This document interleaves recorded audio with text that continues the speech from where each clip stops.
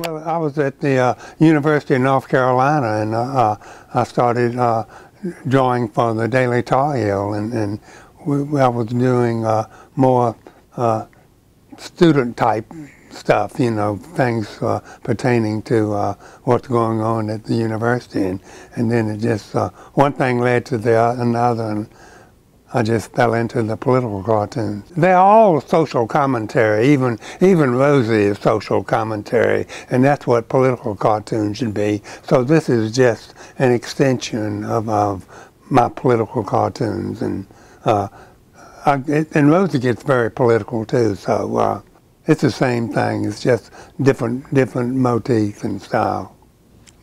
We started using Rosie's Diner on the perspective page in 2007 when they redesigned the perspective section, and Jack McElroy asked me, did I want to fill up the top thing with some kind of strip or something, and I immediately thought of using Rosie's Diner. I'd used Rosie's Diner on and off in editorial cartoons over the years because a diner is a great place for people to exchange ideas and bring up gripes and everything.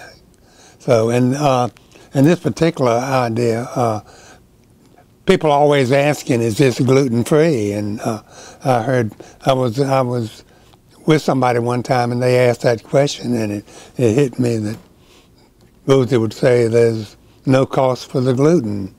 It's free. So that was the genesis of that idea. That's the way I think, you know, the light bulb goes off. It's God-given talent. You know, I had, or curse, or whatever you want to call it, but I always think that way, and ideas pop into my head. And I drew ever since I was first picked up a pencil and saw a comic strip, and, you know, loved Crazy Cat, which is why I have him up here.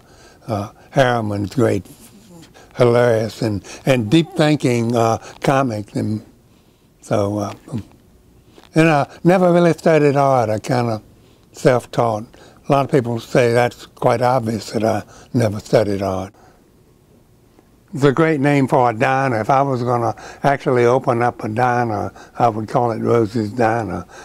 Fred Saltzman, who writes reviews he goes all over the South reviewing diners, and he has a column in Kingsport, and he did a review of Rosie's Diner like it really was a diner, and he talked about the Rosie Burger and all that, so that was a real thrill to me.